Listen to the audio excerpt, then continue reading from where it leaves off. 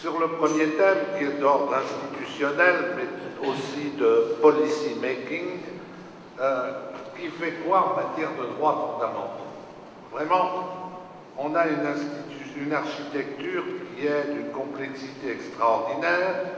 Nous avons la bien-aimée Madame Reding, qui est en charge de la justice, mais aussi des droits fondamentaux. Bien entendu, le haut représentant est en charge des droits fondamentaux d'après les objectifs de la PESC. Pour l'extérieur, les législateurs s'en préoccupent et il a raison. Il y a l'Agence des droits fondamentaux, dont on ne peut pas dire que le succès soit évident en ce moment. Le médiateur, le comité d'éthique, les protecteurs des données, qui se font beaucoup entendre, et la Cour de justice. Et tout ça constitue une espèce de salmigondis en matière de droits fondamentaux et qui ne contribue pas à la détermination d'une politique globale de l'Union sur les droits fondamentaux.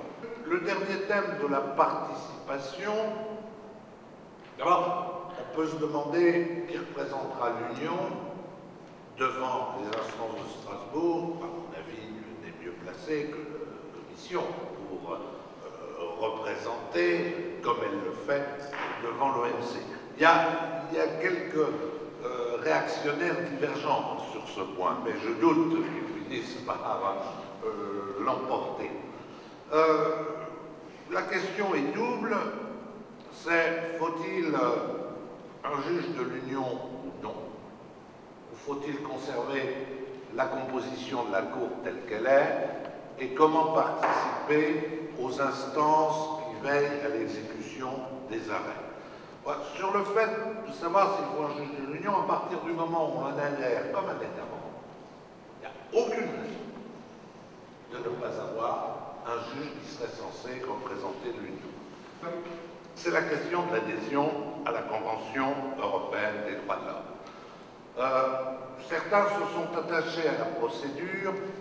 Je sais qu'elle est difficile. Je sais que Lisbonne semble l'avoir rendue plus difficile, puisqu'il faut l'unanimité alors qu'il fallait la majorité avant. Ce passage de la majorité à l'unanimité est dû à la volonté d'éviter un référendum au Danemark. Le Danemark considérait que si l'on décidait à la majorité, ça entraînait une extension de compétences. J'ai encore pas compris le raisonnement danois sur ce point, puisqu'il est prévu que la charte ou que l'adhésion à la Convention ne crée pas de nouvelles compétences.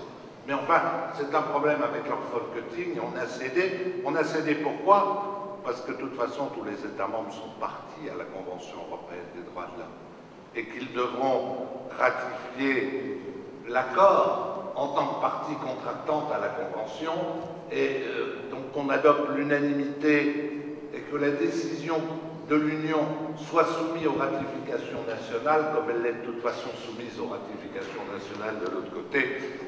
Pas de drame, c'est toujours la même chose.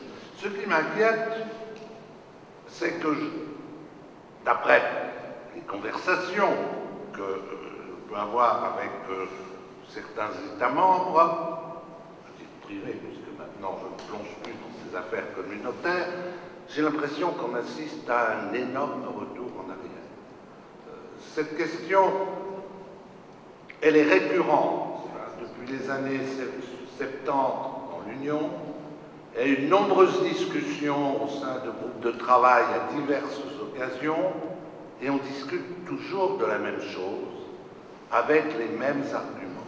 C'est-à-dire, j'ai l'impression qu'il y a une décision politique forcée au niveau des chefs d'État et de gouvernement, et que maintenant, on est entre les mains des fonctionnaires nationaux, et que s'il n'y a pas une présidence qui tape sur la table, il sera assez difficile d'avancer concrètement dans ce domaine. Indispensable, c'est que la présidence espagnole se batte pour avoir un mandat à la fin de sa présidence, et que les chefs d'État, les chefs de gouvernement, les membres du Parlement concernés se battent pour faire respecter les principes de ce qu'il y a dans le traité, sinon on part en vrille dans un processus qui peut durer 5 ans ou 6 ans si on laisse les juristes s'en occuper